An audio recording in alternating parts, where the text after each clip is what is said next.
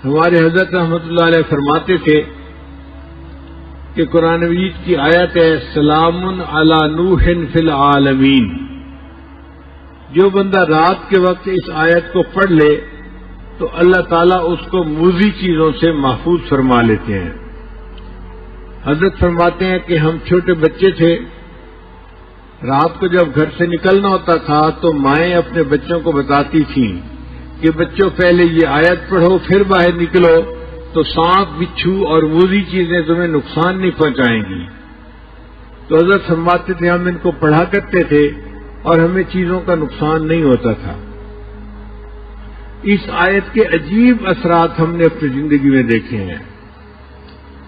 اگر آدمی کسی بھی موذی چیز سے بچنا چاہے اس آیت کو پڑھ لے اللہ تعالیٰ حفاظت فرما دیتے ہیں. ہمیں سفر میں کئی مرتبہ مشکل پیش آتی ہے. ہمارے بیگ کے اندر کتابیں ہوتی ہیں مطالعے کے لیے یا بیانات کے نوٹس وغیرہ ہوتے ہیں، اور آج کل مختلف ملکوں میں ایئرپورٹ کے اوپر دینی لٹریچر جو ہے اس کی بہت زیادہ سختی ہے.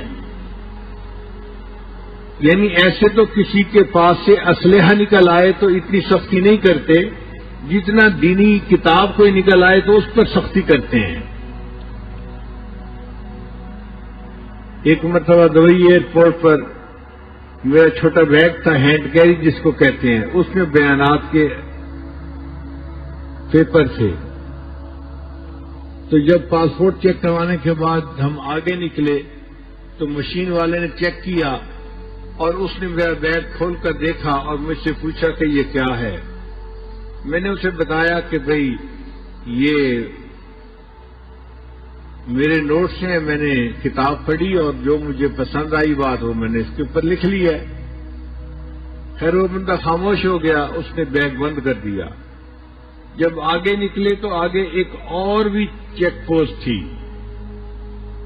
انہوں نے دوبارہ پھر بیگ کو چیک کیا. میں بڑا حیران، بھئی ایک دفعہ چیک کر لیا ہے تو کافی ہے. دوسری دفعہ پھر چیک کیا. اب جب انہوں نے چیک کیا اور بیگ کھولا تو اس کے اندر کاغذات کو دیکھتے ہی پولیس والا فون کرنے بیٹھ گیا. اب میں حیران سوچ رہا ہوں کہ یا اللہ یہ اپنے کسی افسر کو بلاتا ہے یا کس کو بلاتا ہے اور اس کو کیا چیز نظر آ گئی جو اتنی اہم ہے کہ کسی کو بلانے کی ضرورت پڑ گئی.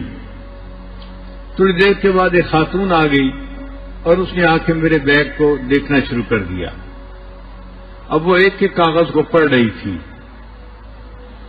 اللہ کی شان کہ اس میں بخاری شریف کی جو اختتامی حدیث ہے اس کے نوٹس تھے. اس نے دیکھتے ہی مجھ سے پوچھا یہ بخاری شریف کی آخری حدیث کے نوٹس ہیں؟ میں نے کہا اچھا تم تقریریں کرتے ہو؟ میں نے کہا جی. پھر اس نے کہا اس کا مطلب یہ ہے کہ تم عالم ہو، یہاں بھی تقریریں کرو گے؟ میں نے کہا نہیں، ابھی تو میں یہاں پر 2 دن رکنے کے لیے آیا ہوں، پھر میں آگے جاؤں گا. وہ کہنے لگی کہ میں عالمہ ہوں اور مجھے انہوں نے صرف اسی لیے رکھا ہوا ہے کہ میں لوگوں کے پاس جو دینی لٹریچر ہے اس کو دیکھوں اور ان کو یہاں پہ روکوں. پھر اس نے میرے سارے نوٹس دیکھے، ان کے عنوان پڑھے تو مجھے کہنے لگے کہ آپ کسی خاص فقہ کے اوپر تقریریں کرتے ہیں؟ میں نے کہا نہیں، میں مسائل کے بارے میں تقاریر نہیں کرتا، میں اصلاحی تقاریر کرتا ہوں. تو اللہ نے اس کے دل میں نرمی ڈال دی. وہ مجھے کہنے لگی کہ آپ اپنے بیگ کے اندر کاغذات نہ لے کے چلا کریں، آپ کو کسی دن ایئرپورٹ پہ روک لیا جائے گا اور آپ کو جو ہے مشکل میں پڑ جائیں گے آپ.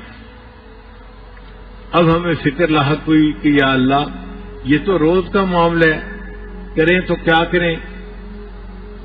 پھر وہ مجھے کہنے لگی تھی کہ آپ یہ نوٹس کیوں ہر وقت ساتھ رکھتے ہیں؟ کتابیں آپ نے کیوں رکھی ہوئی ہیں؟ یہ 2-3 کتابیں تھیں. میں ان کا مطالعہ کرتا ہوں ہر وقت بیٹھ کے.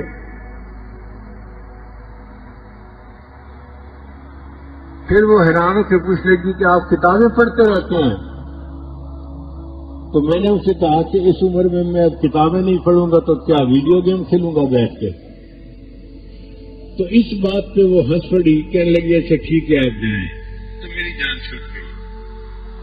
پھر اس کے بعد ہمیں پریشانی ہوئی کہ یا اللہ اب ان نوٹس کا کیا کریں، ہمیں ضرورت بھی پڑتی ہے، مختلف جگہوں پہ جانا ہوتا ہے، کبھی یہ بیان کرو کبھی وہ بیان کرو، تو نوٹس کا ہونا بھی ضروری اور ہیں بھی پابندیاں۔ تو ذہن میں خیال آیا کہ ہم قرآن مجید کی اس آیت کو کیوں نہ پڑھ لیا کریں۔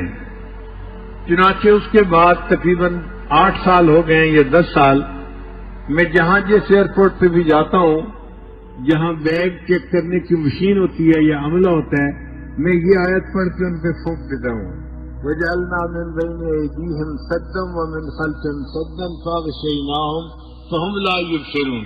اللہ کی شان دیکھیں کہ پچھلے پھر 8-10 سال میں تک کسی نے کبھی مجھے کھڑا نہیں کیا۔ تو جہاں آپ کو کسی موذی سے ایذا کا ڈر ہو، اس وقت یہ آیت اگر پڑھ دی جائے تو یہ انسان کو فائدہ دیتی ہے۔ پھر ہم نے اس کا تجربہ اور بھی کیا کہ مثلا ایک بچی ہے، اس کی شادی ہوئی اور اب اس کو ساس بہت تنگ کرتی ہے، اس نے جینا حرام کیا ہوا ہے، یا اس کی نند ہے وہ اس کو تنگ کرتی ہے، تو ہم نے کہا کہ بھئی آپ صبح صبح اٹھا کریں، فجر کی نماز بھی پڑھا کریں اور یہ آیت پڑھ کے ان پہ دم کر دیا کریں، اللہ تعالیٰ ان کے شر سے حفاظت فرمائیں گے۔ ہم نے جتنے بندوں کو یہ بات بتائی 100% اس کا نتیجہ پایا، ہم نے ہر بندے نے کہا اللہ نے ہمیں ان کے شر سے نجات عطا فرما دی۔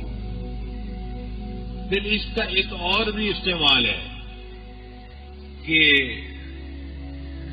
بعض بچیاں گھر سے نکلتی ہیں تو اوباش لڑکے ان کو تنگ کرتے ہیں، کالجوں یونیورسٹیوں میں جو لڑکیاں جاتی ہیں، تو اگر وہ اس آیت کو پڑھ کے پھونک دیا کرے تو راستے میں کوئی ان کو تنگ نہیں کرے گا، کسی سے ان کو ایذا نہیں ملے گی، اللہ ان کی حفاظت فرمائیں گے۔